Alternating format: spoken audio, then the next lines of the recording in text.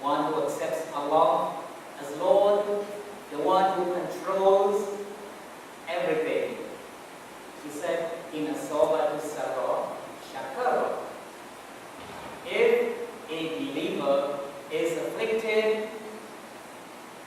or he enjoys, say he enjoys prosperity. He is in good fortune. Everything goes well with himself, health, his family, his vehicle, his job. He is indeed very joyful. What he does, sometimes collectively and sometimes as an individual and privately, shakara. He thanks Almighty Allah. Offering thanks is indeed very much encouraged. He is grateful. Sometimes he goes out in his gratitude and he gives little idea. Take this, my brother, and I got a little, promotion. You hold this, mashallah. He gives something special. That's a believer.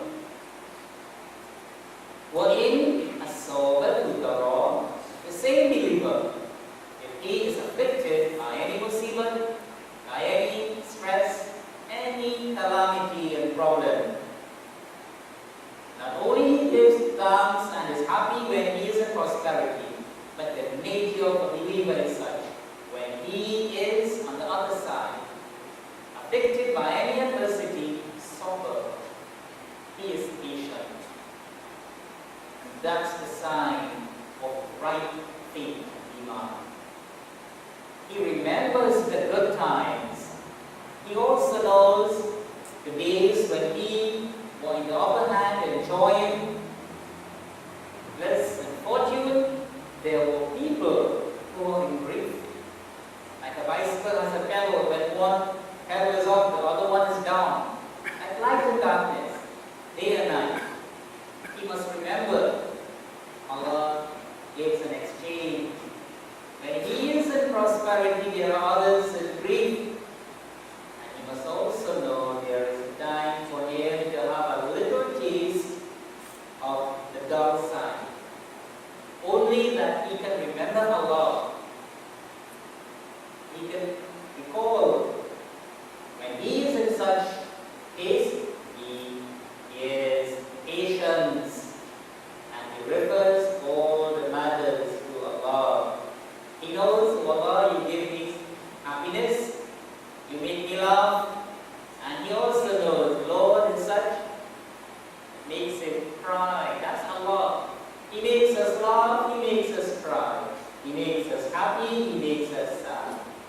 That's it. For a believer, Allah subhanahu wa ta'ala, we know that He is so powerful.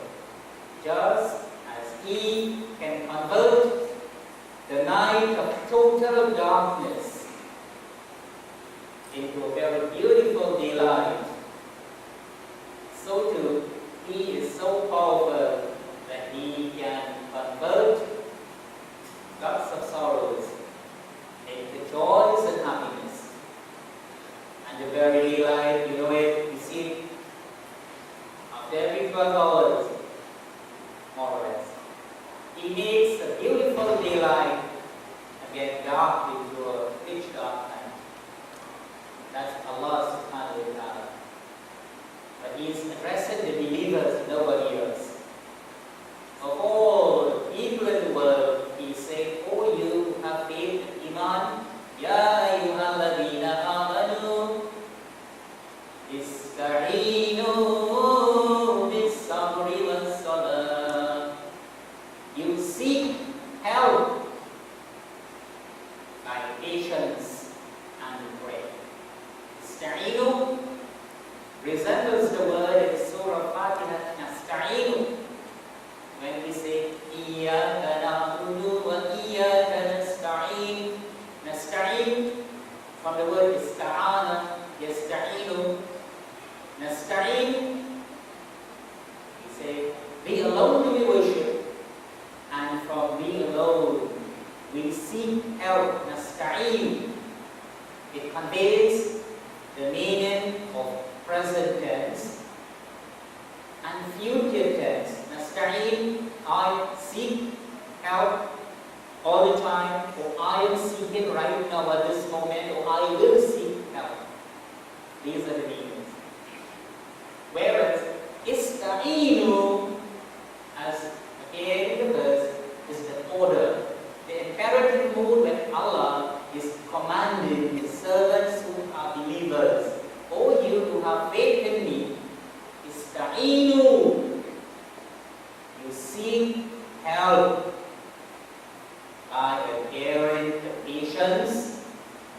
and the prayer. That's the command from Allah. He will help, but He is telling you the channel to be patient. Whatever comes your way, do not be quick to complain. Do not be quick to run away from it. You cannot escape it. It's destined for you. It is for you from Allah. You accept it. Be patient. This is what the order is. Indeed, Allah's help is with those who are patient. Sabir is the word from sabr. Sabr is patience, and sabir is one who exercises patience, or the active particle. Sabirin plural. That's the word. Allah's help is with those who bear patience. It is said in the day, on the day of judgment, there will be a loud announcement. Aina sabirun, where are the patient ones?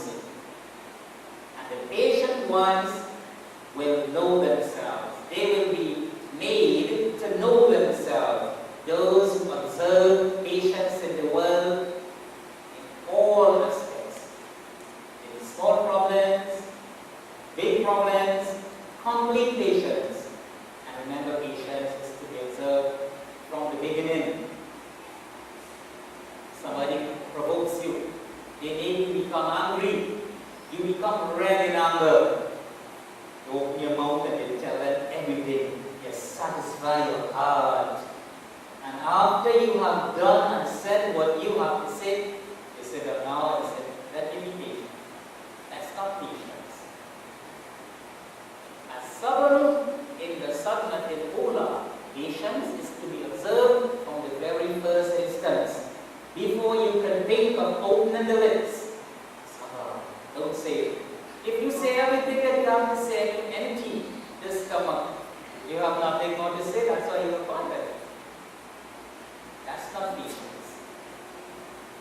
Where are the real patient ones? And a large contingent of people will stand up. They will be recognized as sabirun and carry great news.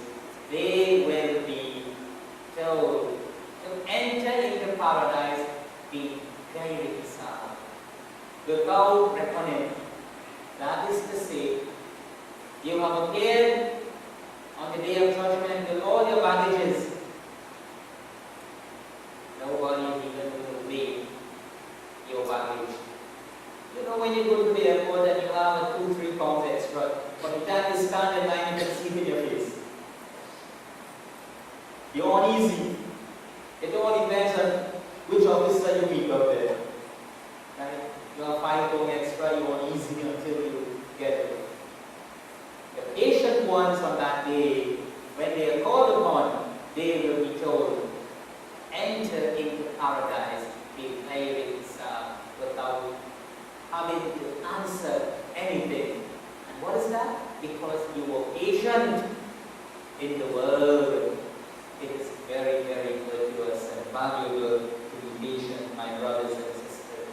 Hazrat Ibn Kathir, when this hadith was mentioned, he said that this is being corroborated, confirmed. It is being supported by the Quran itself. He said, and Allah said, إِنَّمَا يُوَفَّى الصَّابِرُونَ أَجْرَهُمْ بِغَيْرِ حِسَابٍ. Indeed, the full recompense will be given to the patient ones without any reckoning. Today we hear people say it. You see me, I cannot have patience. Never say this word. There are people who believe that they cannot tolerate such and such. Never think like that. For the Prophet of Islam, upon him, he said, وَمَنْ يَتَصَبَّرْ. Anybody, and that's just anybody with Iman, who tries to be patient, you subdue Allah, Allah will make you patient. And if Allah makes you patient, indeed you are among Sabirin. And if you are among Sabirin, with Allah's help, on the day of judgment, when the announcement will be made, where are the patient ones? Without doubt, nobody will hold you back. You will stand up among those who get up for patience, and will be allowed to enter Jannah without being asked any question. And that is indeed a great success. Do not underestimate patience. It appears like in this world, at this time, there is nothing for you to be patient. People tell you whatever they want. You sit down, you think you look like a momo. Everybody will think you're a dummy. Anybody can tell you what they want. Do you want to sit quietly and do nothing? No retaliation, never mind. Let people think you are a momo. Let people think you are a coward. Do not even think about retaliation. Allah does His part. You be patient. Be patient. Allah has promised great rewards for those who are patient. In Maulana Sabirin, whether it is coming from family members, but admonish them, it's coming from your co-workers, it's coming from neighbors, but you do your duty. Do not fall short. People are showing you hate. As much as you can, you show love. That's the great lesson. In Hadith, we learn about this in Hadith, there is no gift that anyone can be given greater than patience. You think about it. Patience is light. Patience is light. Without the light in the dark, you stumble and fall. That is patience in your life in this world. It's like the shocks in your vehicle, driving through a rough, boulder road, gravel road, how it feels. If someone was to take out the 4 shocks and leave you on spring alone, you travel for a quarter mile and you feel you make 10 miles. And it's so annoying, it's so disgusting to ride and travel on a vehicle without any absorber, without any shocks. With good shocks, you pass through the rough and you don't even feel that. So too, when you are blessed with patience in your life, it doesn't matter what be the circumstance.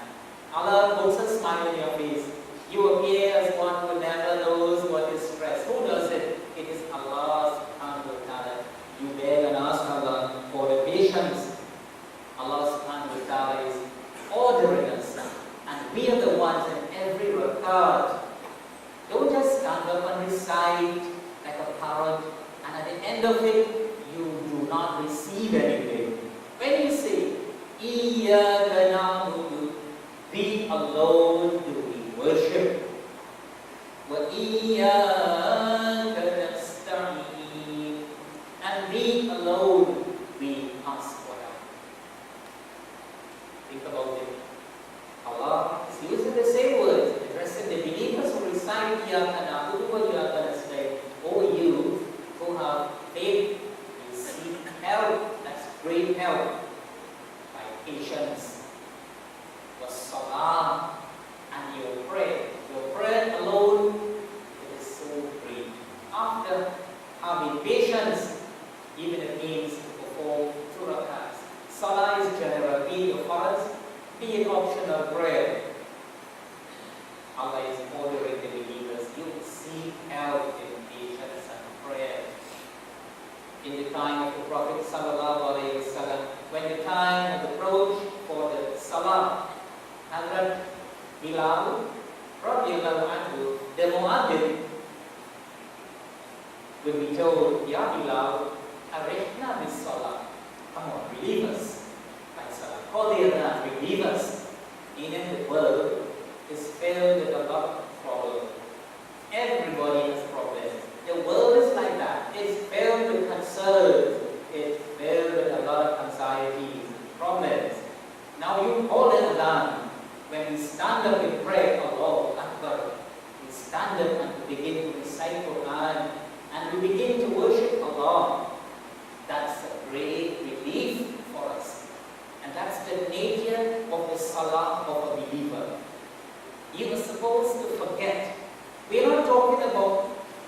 you have started salah, and the moment you enter the mosque, you're supposed to leave all your baggages outside. Leave all the yesterdays and the yesteryears outside. You train yourself. If you realize that you have entered and you came in with your baggage, you know when I say baggage, I mean you are coming here with the world and look, go back outside. I beg of you, go back outside, spend a little time. Spend a little time, even if it means you may have to repeat wudu. Go back outside, re-enter, see if it makes a difference. Leave everything outside. Don't bring the world inside the mosque. Don't bring any kind of problems. You have come as a guest of Allah, the one who really and truly knows what is in us. The secret thoughts of our hearts, our mind, our soul. Do we really think about this? That Allah is so supreme, great, high, alarmed, knowledgeable. We do not even have to whisper. He knows what is in us.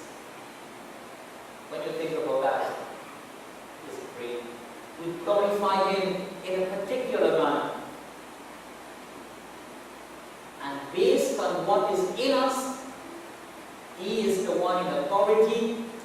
Alright, no matter what you may have done. Because of your intentions, because of what you have within you, I have forgiven you. Oh, you just forgive this, all this. Think about it. Allah can do that. And He does not have to hold a mashwara with anybody. So, whatever. We enter, leave the baggages outside. Now there is another entry. When you are going to enter into a different channel. In the mosque already, now you are going to enter into a communication with Allah. Your salah should be such. At the end of it, you must realize that you have received something. A couple of Fridays ago, we dealt with, surely the believers are successful in their prayer. Those who are humble and submissive in their prayer. Every moment spent should mean something. At the end of your prayer, you should feel like embracing, hugging just anybody. Make a try. You should feel everybody who comes your way is my friend. And if you can't do that, your salah was not of the nature. You got to work. Alright, we did one now. Then again, the next time we read it should be even better. We have to work, check and recheck ourselves, question ourselves. Allah is moderate. Oh, you have iman. You seek help by patience and by prayer. Inna Allah ma'as-sabirin. Indeed, Allah's help is with those who are patient. And when Allah's help comes, you realize that you end up doing things that are so virtuous and great, and you yourself, you are mesmerized. You are left to wonder, have I done this? SubhanAllah. The hardest of tasks, Allah makes your job easy. He makes your journey very pleasant. Your studies become a pleasure, whatever. When Allah's help is with you, that is indeed marvelous. Thank Allah for it. The Prophet sallallahu alaihi wasallam, how he saw his problem, he also had problems. And he was spoken to. To him, revelation came. But whenever he was perturbed by any matter, what he did? He resorted to prayer. إِذَا حَذَبَهُ أَمْرٌ فَلْيَعْمَلْ إِلَى الصَّلَاةِ. So don't you think that Prophet Muhammad sallallahu alaihi wasallam, because he was a prophet, because revelations came to him, Angel Jibreel alayhi salam spoke to him, that it was only daylight for him.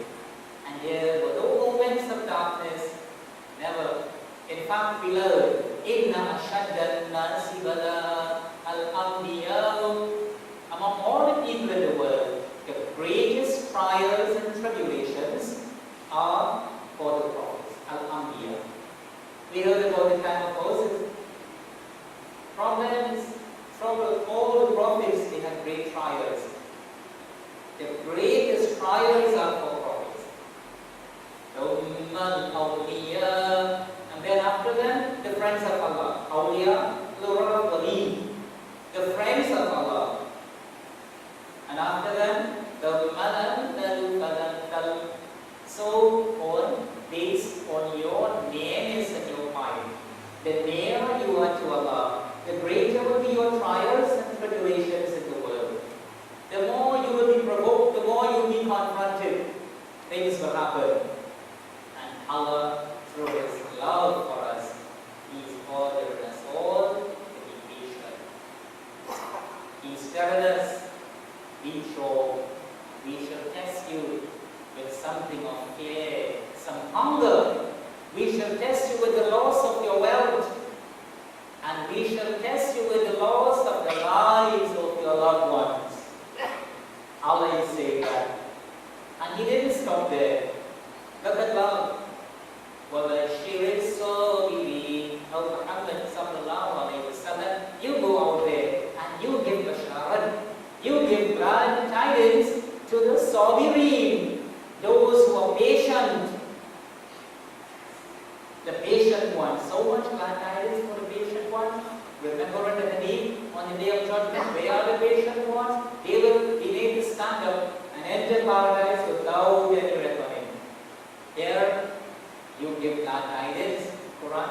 Give glad tidings to those who have patience. And who are those? الَّذِينَ إِذَا أَصَابَتْهُمْ مُصِيبَةٌ. Those who, whenever they are afflicted by any calamity, big or small. To lose a pin is a calamity. If the light goes out and you are in the dark, that's a calamity. Any calamity.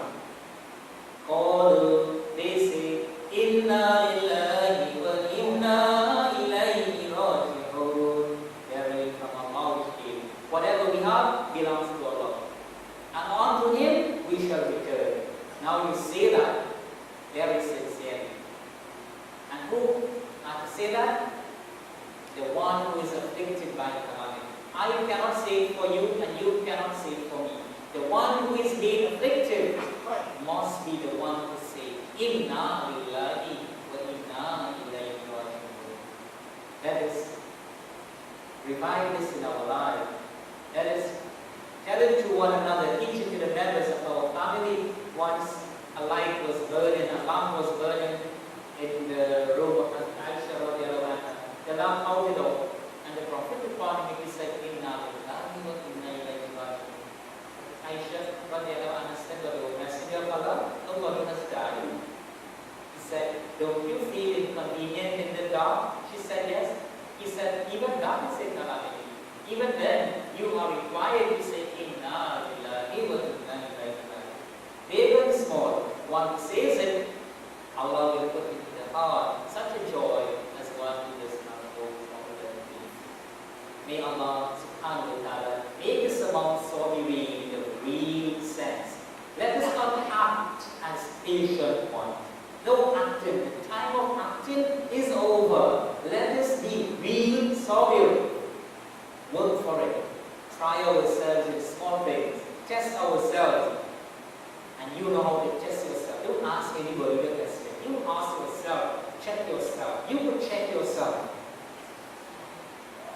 And beg Allah by way of supplication. Allahumma afrig alayna as-sabra wa thabbit aqdamana wa ansurna 'ala al-qawmi al-kafirin. Oh Allah, you pour unto us patience and you make our feet steadfast.